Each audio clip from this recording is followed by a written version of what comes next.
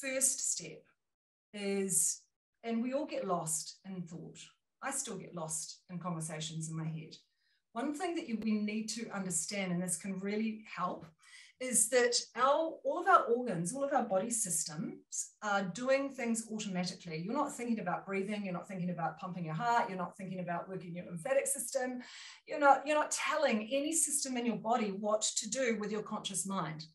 What a lot of people aren't aware of is that the brain itself is a predictive machine.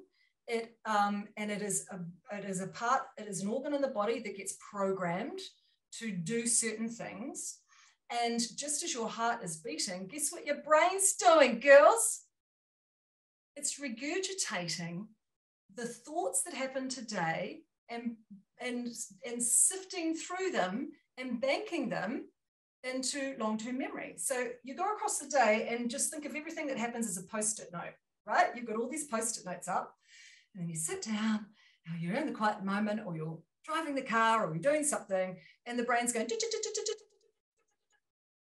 So it's taking those post-it notes and it's deciding which ones are we going to keep and store for later and which ones are useless and do we throw out. The problem with humans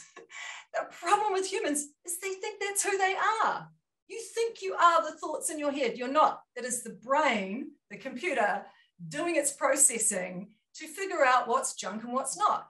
The more you pay attention to the junk, guess what it does? It goes, oh, she's paying attention to that. Must be important. I'm going to bank it for long-term memory.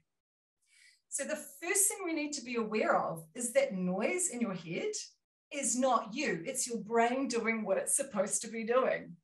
You are the one that has the ability to observe the brain, observe the consciousness, observe your mind, observe that inner critic, observe the conversation.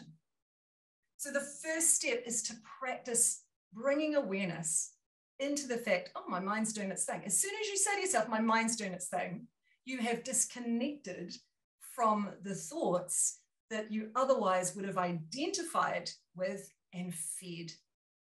And I know that we are all guilty of this one. How many of you get to the end of the day and you are regurgitating a conversation you had with somebody 20 times in your mind, right? And you're looking at it, you're trying to examine it. Oh, I should have said this and I should have done that. And now I've made that mean this. You screw with your own heads all the time. That's what we do. Women are really good at it. Men just seem to be, their volumes turned down a lot more than us. But women, it's quite noisy up here at times. So, understanding, bringing the awareness, oh, I don't need to revisit that. I'm okay with what happened. I could have said something else. Fine. I forgive myself that I didn't. Oh, I don't get into the stories of what you should have done or what they should have done. Just it's the past. This is really the epitome of Eckhart Tolle's work in A New Earth, the epitome of learning how to be present in the moment.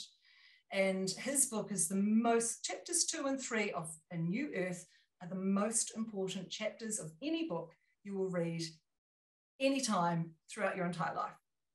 They are essential reading.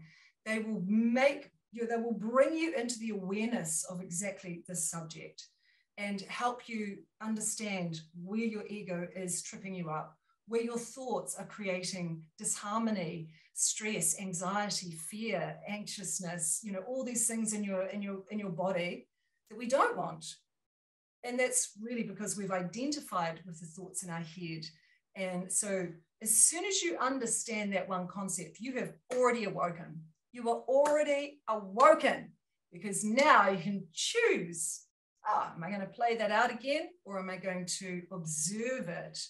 And in the observation of our own mind and our thoughts, we can start coming in from a higher perspective, a higher state of awareness and consciousness to decipher what is worth, what is reoccurring for me. Okay, right. Well, there's a core belief. There's something that's incorrect in my thinking, right? This is a cause of my suffering right here. I can see it now, right?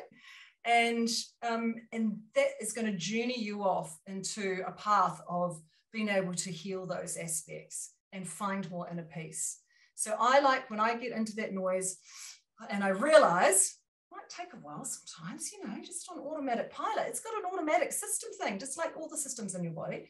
Sometimes I go, oh, God, you're really like, it's noisy in there, Deb, right? Okay. Take a deep breath. I take 3 deep breaths. Often I will rub my heart, because when we're here, what are we doing? We're in our head. Nothing good comes from our head. Everything good comes from our heart space.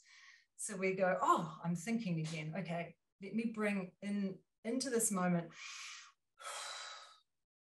and just relax. So 3 deep breaths by rubbing my heart. And then in my mind's eye, I step back as a conscious observer and make the decision. Do I need to think about this right now? Is this serving me? Is it not? Okay, next. And it can help trick the brain into skipping tracks.